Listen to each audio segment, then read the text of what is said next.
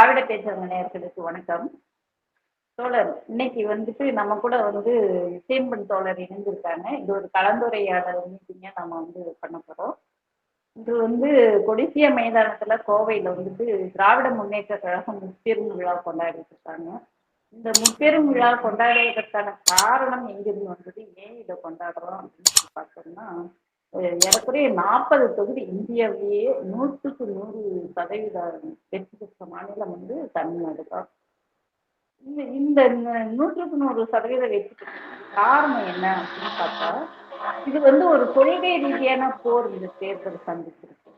கொள்கை ரீதியான போடும்போது ஒரு பாசிசத்துக்கும் எதிர்த்து மக்கள் வந்து கொள்கை ரீதியான வாக்களிச்சிருக்காங்க அப்படின்னு சொல்லிட்டு இந்த வெற்றியை நாம பார்க்கலாம். தமிழ்நாடு மட்டும் ஏன் இப்படி தனிச்சு இருந்தது, என்ன காரணம், நம்மளால இங்க வந்து கால் ஊனவே முடியலையே அப்படின்னு சொல்லிட்டு எதிர்கட்சிகள்லாம் குறிப்பா பிஜேபி வந்துட்டு அவங்களும் எவ்வளவோ யுக்திகளை கையாண்டாங்க அந்த தேர்தல்ல. வேலை கையில் எடுத்துட்டு வந்தாங்க. அந்த தேர்தலையும் அவங்களால வெற்றி பெற முடியல.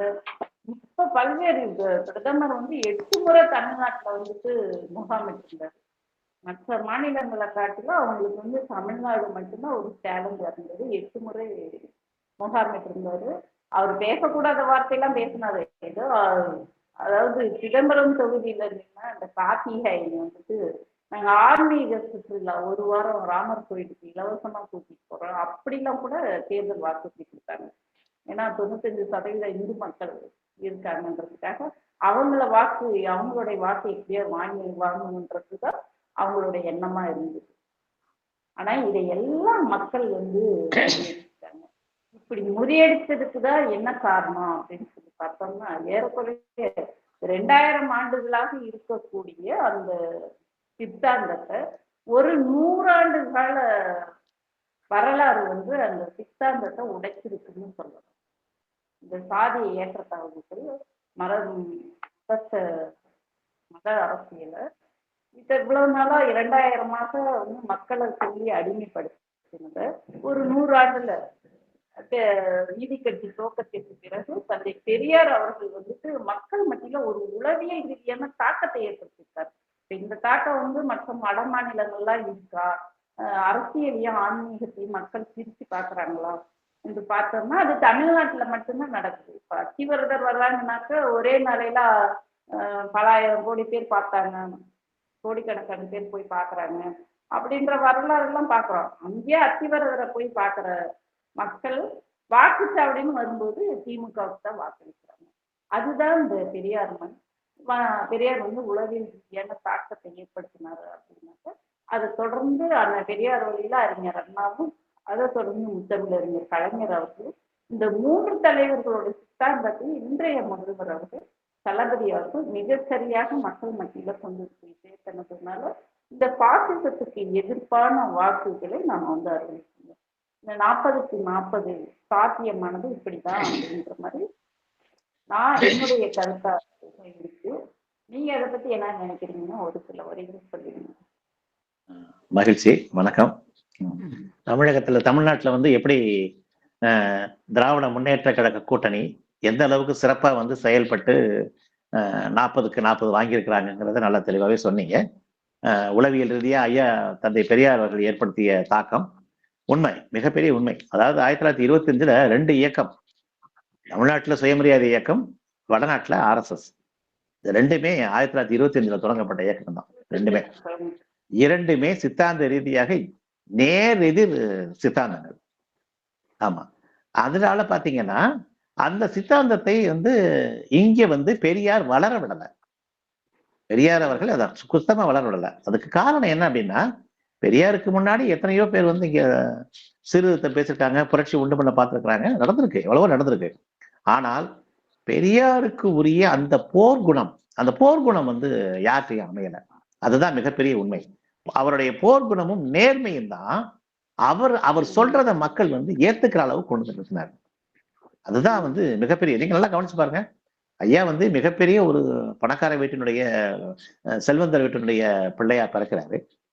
பிறந்த பிறகு அவர் வளர்கின்ற காலத்திலேயே முழுக்க எதையும் கேள்வி கேட்டே பழக்கப்படுறாரு. அவர் இந்த கேள்வி கேட்கிற மனப்பான்மையில தான் அவர் வந்து எல்லாத்தையுமே எதிர்த்து நிக்க வேண்டிய ஒரு சூழலுக்கு வந்தார். கேள்வி ஏன் இப்படின்னு ஒவ்வொன்றையுமே கேள்வி எழுப்பி பாக்குறாரு. நீங்க சொன்ன மாதிரி தோழர், நீங்க சொன்ன மாதிரி ஐயாவுக்கு முன்னாடி எத்தனையோ பேரு குரல் கொடுத்திருக்காங்க. அவங்க வந்து குரல் கொடுத்ததோட நிறுத்திக்கிட்டாங்க. ஐயா வந்து தன் குடும்பத்துல இருந்து சீர்திருத்த தூங்கினார். அவர் வந்து அவர் எந்த ஒன்னையும் தன்னுடைய குடும்பத்துல இருந்தே தொடங்கினாரு. அது மட்டும் இல்ல, மக்கள் பாக்குறப்போ ஒண்ணும் இல்லை, பிளேக் நோய் வருது, மிகப்பெரிய அளவுல மக்கள் செத்து விழுகிறாங்க.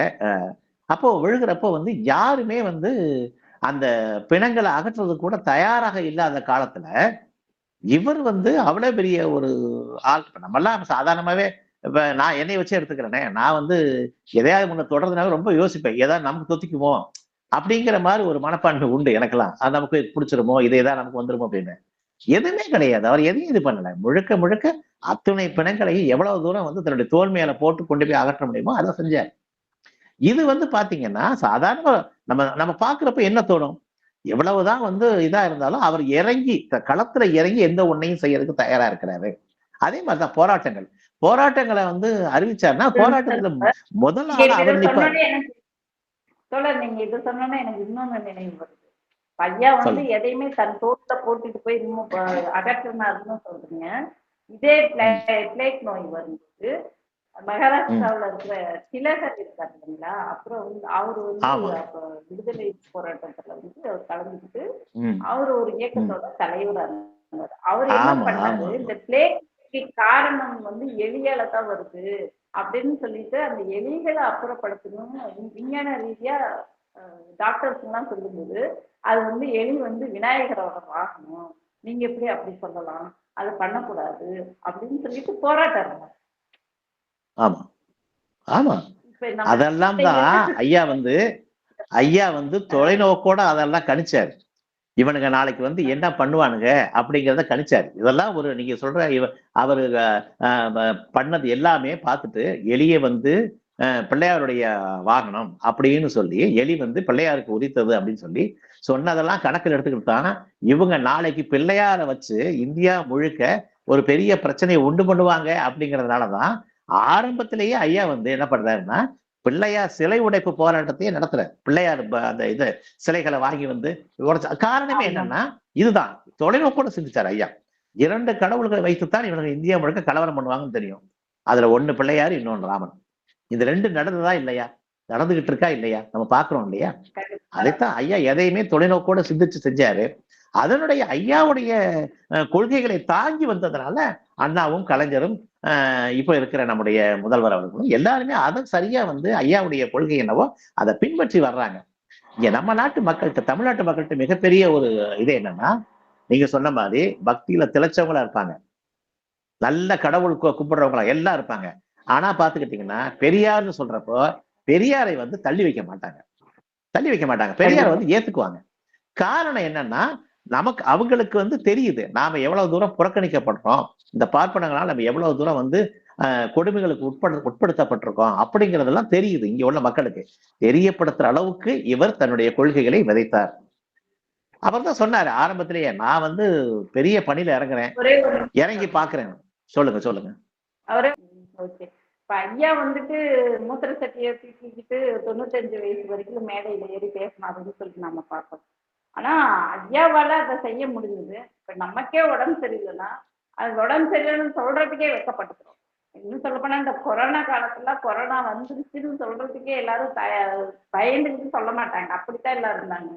ஆனா ஐயா மாதிரி துணிச்சல், நம்ம பகுத்தறிவு பேசுறோம், நம்மளும் சாதி பேசுறோம், ஆனா அவர்கிட்ட இருக்கிற துணிச்சல் நம்ம கிட்ட கூட இல்லையே. நம்மளே உடம்பு சரியில்லைன்னு ஒழுங்கி தானே உட்காந்துக்கிறோம் களத்துக்கு வரதுக்கு. அவர் துளி அளவும் சுயநலம் இல்லாத மனிதர். அவர் சுயநலம் துளியளவும் இல்லாத மனிதர். முழுக்க தன்னை சுற்றி இருக்கின்ற அதான் இனம், திராவிட இனத்தை பற்றி முழுமையாக வேற எதை பற்றி சிந்திக்கிறார். திராவிட இயக்கத்தை மாத்திரமே சிந்தித்தார். இந்த மக்களை எப்படி பண்படுத்துவது, எப்படி சரி செய்வது, இவர்களை எப்படி அடிமை தலையில் இருந்து மீட்பது, அப்படித்தான் ஐயா வந்து நினைச்சாரு. அவருடைய இலட்சியம் வந்து மனிதநேயம் தான், ஜாதி ஒழிப்பு தான், இதை நோக்கி போறவர் எப்படி செய்யணும் அப்படிங்கிறத செஞ்சாரு. தன்னை பற்றி கவலைப்படல. நீ என்ன வேணாலும் என்னை பத்தி பேசிட்டு போ. நான் என் பணி வந்து நான் வந்து மக்களுக்கு ஒவ்வொரு நாளும் இந்த மக்களுக்காக நான் வந்து 2, 3 மணி நேரம், 4 மணி நேரம் மேடையில் பேசுவது. இது நாள்தோறும் நடத்தினார் ஐயா. இந்த மூத்திர சட்டியை வச்சுக்கிட்டு அந்த வயிறை தடவிக்கிட்டு வயிறை தடவுவார் அப்படியே. வயிறை தடவுவார் அப்படியே. வயிறை தடவுவார். லேசா தடவிக்குவார். ஆமா. வயிறை தடவிக்கிட்டு அப்படியே பேசுவாரு. பேசிக்கிட்டே இருப்பாரு. திடீர்னு அப்படியே சின்ன ஒரு சத்தம் கேட்கும். அம்மா அப்படி ஒரு சின்ன சத்தம் கேட்கும். அதெல்லாம் வந்து ரொம்ப சாதாரணமா. அதெல்லாம் அதுக்காக ஒன்றும் அலட்டிக்க மாட்டாரு. மறுபடியும் அப்படியே பேசிட்டே போவார். இப்படித்தான் ஐயாவுடைய பேச்சு வந்து இந்த மாதிரிதான் இருக்கும். அது எனக்கு அது ஒரு ஒரு ஒரு முறை அதை கேட்கக்கூடிய வாய்ப்பு எனக்கு என்னுடைய சிறு வயதிலே அதை பார்க்கக்கூடிய அனுபவம் எனக்கு கிடைச்சது எனக்கு. அதனால அது இப்பவும் என்னுடைய மனக்கண்ணில் வந்து நிக்குது அப்படியே. நான் எப்படி ஐயாவை பார்த்தது, ஐயா பக்கத்துல அந்த நாய் வந்து உட்கார்ந்து இருந்தது, அவருடைய நாய். அப்புறம் அந்த நாயவே நான் பார்த்துக்கிட்டு உட்கார்ந்தது. என்னுடைய வயசுக்கு அதுதான் அப்படிதான் இருந்தது. அப்போ அப்படியெல்லாம் வந்து நடந்த என்னுடைய அநேகமா என்னுடைய 5 வயதுன்னு நினைக்கிறேன். அது கடைசி 72ஆம் ஆண்டு ஐயாவுடைய 1972 நடந்த விஷயமா இருக்குது நான் சொல்றது. 71, 72கள்ல நடந்த விஷயம். அதனால அந்த காலகட்டத்துல அதனால ஐயாவை பற்றி நல்லாவே அவருடைய அந்த அவர் படுகின்ற அந்த வேதனையெல்லாம் நான் வந்து பார்த்திருக்கிறேன். அதனால பார்த்ததுனாலதான் என்னால அதை நினைக்க முடியுது. இவ்வளவு கஷ்டப்பட்டு ஒரு மனிதர் வந்து இவ்வளவு தூரம் இந்த மக்களுக்காக போராடி இருக்கிறாரே அப்படின்னு.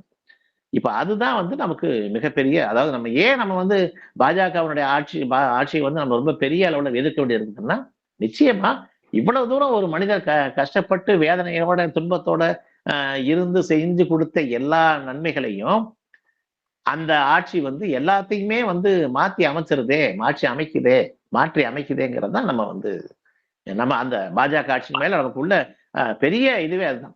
அவங்க அந்த மாதிரி தான் செஞ்சுட்டு இருக்காங்க. இன்னமும் அப்படிதான் செய்யறாங்க. அதனால அதையெல்லாம் பாக்குறப்போ நமக்கு வந்து இந்த ஆட்சியை வந்து பாஜக ஆட்சியை கண்டிப்பாக ஒழித்தே ஆக வேண்டும், வீழ்த்தே ஆக வேண்டும்.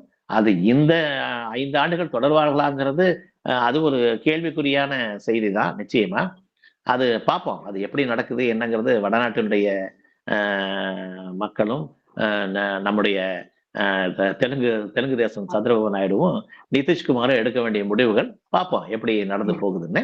அதை விடுங்க, இங்க நம்ம தமிழ்நாட்டுக்கு வந்துருவோம். விக்கிரவாண்டி தேர்தல்ல பாத்தீங்கன்னா அதிமுக நான் வந்து விக்கிரவாண்டி நான் நிக்க மாட்டேன் அப்படின்ட்டு அதிமுக. இத்தனைக்கும் அதிமுக வந்து ஏன் நிக்கலைங்கிறது எனக்கு உண்மையிலேயே பெரிய ஆச்சரியமா இருக்குது. ஏன்னா பெரிய அளவுல ஓட்டு வாங்கின இடம் அவங்களுக்கு. அதிமுக பெரிய அளவுல ஓட்டு வாங்கின இடம்.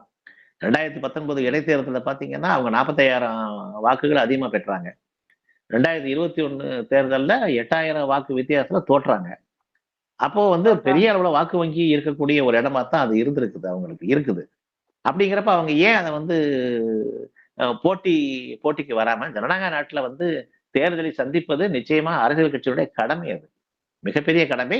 இன்னும் கேட்டா இவங்க வந்து எங்களுக்கு வந்து 2 கோடி தொண்டர்கள் இருக்கிறாங்க, 2 கோடி உறுப்பினர்கள் இருக்கிறாங்கன்னு சொல்லிட்டு இருக்கிறவங்க. அப்ப நிச்சயமா நின்னு காட்டணும் இல்லையா?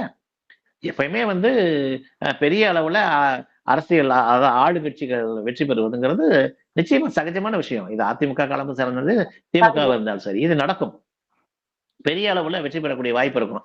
ஏன்னா மக்கள் எப்பயுமே என்ன முடிவுக்கு வருவாங்கன்னா, இவங்கதான் ஆட்சியில் இருக்கிறாங்க, ஒருவேளை நம்ம தேர்ந்தெடுத்தா நமக்கு வேணுங்கிறதான் வந்து தேர்ந்தெடுக்கப்படுபவர்கள் செய்வார்கள் ஒரு எண்ணம் உண்டு மக்களுக்கு. அதனால இது பண்றது. ஆனா நீங்க 2ஆம் இடத்தை பிடிப்பதற்கு நீங்க நிச்சயமா போட்டி போட்டிருக்கணுமா இல்லையா? நீங்க பாமகக்கு வழிவிடுற மாதிரி நாங்க தேர்தலில் நிக்கலைன்னு ஒதுக்குறீங்களே, அது எப்படி சரியா வரும்? இது ஒரு பெரிய அரசியல் தற்கொலை இல்லையா? நீங்க என்ன ஏன் இதை செய்ய அது இல்ல, பயந்துதான் பின்வாங்குறாரு. அதாவது நம்ம வந்து வெற்றி பெற முடியாதுங்கிறத விட அவருடைய எண்ணம் என்னவா இருக்குன்னா, ஒருவேளை நம்ம 3வது இடத்துக்கு தள்ளப்பட்டுருவோமோங்கிற பயம். 3வது இடத்துக்கு போயிட்டா நம்ம நிலைமை என்ன ஆகுறது? கட்சி நம்ம கையை விட்டு போயிடும்ல. நீங்க அங்க இருக்கக்கூடிய பொறுப்பாளர்கள் எல்லாருமே வந்து இல்ல இவருக்கு செல்வாக்கு இல்ல, 2வது இடத்தை பிடிக்க முடியாத அளவுக்கு 3வது இடத்துக்கு தள்ளப்பட்டாரு, அப்போ இனிமேல் இவரை நம்பி பயன் கிடையாது அப்படிங்கிற ஒரு எண்ணத்துக்கு வந்துருவாங்க இல்லையா? அந்த ஒரு காரணத்தினால அவர் வந்து வேண்டாம். தொண்டர்கள் 24 தேர்தலும் அதுதான் தொடர் தோல்வியினால அவங்களுடைய எதிர்கட்சியினர் வந்து அந்த கோஷத்தை தான் வைக்கிறாங்க. இவர் வந்து செல்வாக்கு இல்லாத தலைவர், ராசி இல்லாதவர், தொடர் இப்பவும் அதுதான் தோல்வின்னு நடக்க போகுது. இப்பவும் அதை தான் பேச போறாங்க. இப்ப அது ஒண்ணும் பேசாம யாரும் இருக்க போறது இல்ல. ஏன்னா நிச்சயமா கேள்வி வரும். எப்படி அதிமுக ஏன் நிக்காம இருக்குது அப்படின்னு. அதுக்கு அவங்க என்ன சொல்லுவாங்கன்னா, ஏன் முன்னாடி ஜெயலலிதா ஆட்சி காலத்திலேயே இப்படி நடந்திருக்குன்னு சொல்லுவாங்க. இது எல்லா ஆட்சி காலத்திலும் ஆமா. நடக்கிற செய்தி தான், மறுக்கல. ஆனால் ஆனால் எந்த அரசியல் கட்சியாக இருந்தாலும் நிச்சயமா போட்டி போடணும். போட்டி போடுறது தான் சரியானது. இவர் இந்த முடிவை வந்து ஜெயலலிதா ஏன் எடுக்காம இப்படி இவரு இவரு ஜெயலலிதா காலகட்டத்துக்கு இவரோட காலகட்டத்துக்கு வித்தியாசம் இருக்கு. ஜெயலலிதா வந்துட்டு அவங்க அடுத்த தேர்தலே வெற்றி பெற்று கொடுத்தாங்க. வெற்றி பெறுவாங்க. இவருக்கு வந்து தன்னை ஆ, வளர்த்துக் கொள்வதற்காவது இவர் நிக்கணும் இல்லையா? தன்னுடைய செல்வாக்க மேலும் மேலும் வளர்க்கறதுக்காவது இவர் நின்னு பார்க்கணும்ல. மக்கள் என்ன நினைக்கிறாங்க? அத ஆமா. நான் என்ன சொல்றேன்னா, நீங்க வந்து வாக்கு வங்கி உங்களுக்கு இல்லாத இடமா இருந்தால் கூட நீங்க இந்த முடிவுக்கு வரலாம். நீங்க நல்லா வாக்கு வங்கி நல்லா இருக்கக்கூடிய இடம் உங்களுக்கு. அதிமுகவுக்கு அதிக வாக்குகள் விழுந்த பகுதி அது. அப்படிங்கிறப்ப ஏன் நீங்க ஆ. நிக்காம விலகி போறீங்க? இவங்க தொடர்ந்து விலகி போறது தொடர் மாத்திரம் இல்லாம தோல்விக்கு என்ன காரணமா இருக்கு? அதிமுகவோட தொடர் தோல்விக்கு என்ன காரணமா இருக்கு? நிச்சயமாக வந்து ஒரு பலமிகுந்த தலைவர் இல்ல. அந்த அணிக்கு வந்து பலமிகுந்த தலைவர் கிடையாது. அது வந்து அது ஏன் இல்லைங்கிறத எம்ஜிஆர் வந்து தன்னை மாத்திரமே கருதி கொண்டவர். அவர் வந்து கட்சிக்கு வந்து அடுத்து பெரிய தலைவர்கள் வரணும். அடுத்த 2ஆம் கட்ட தலைவர்கள் வரணும்னு அவர் என்னைக்குமே நினைச்சது கிடையாது. அவர் அரசியல ஒரு ஒரு ஒரு விளையாட்டு மனப்பான்மையோட எடுத்துட்டு போனவர் எம்ஜிஆர். அவருக்கு வந்து பெரிய அளவுல இது கிடையாது. அடுத்து ஜெயலலிதா ஏன் கொண்டு வர்றாருன்னா, அவருக்கு வந்து தன்னுடைய அந்த நோய்வாய்ப்பட்டு அவர் இருக்கிற காலகட்டத்துல தான் வந்து முழுமையா எல்லா இடங்களுக்கும் போக முடியாதுங்கிற காலகட்டம் வர்றப்போ, அவர் என்ன முடிவெடுக்கிறாருன்னா, இல்ல இல்ல நமக்கு வந்து நம்மை போன்றே ஒரு முக வசீகரம் உள்ள ஒரு ஆள் வந்து தேவைப்படுது அப்படிங்கிறப்ப தான் அவர் ஜெயலலிதாவை மறுபடியும் அழைக்கிறாரு. எந்த ஜெயலலிதாவை? முழுக்க முழுக்க ஜெயலலிதாவுக்கும் அவருக்கும் ஆகாத காலகட்டம் அது. ஆனாலும் அவர் ஆமா. ஜெயலலிதாவை வேற வழி இல்லாம ஜெயலலிதா மறுபடியும் இழுக்கிறாரு.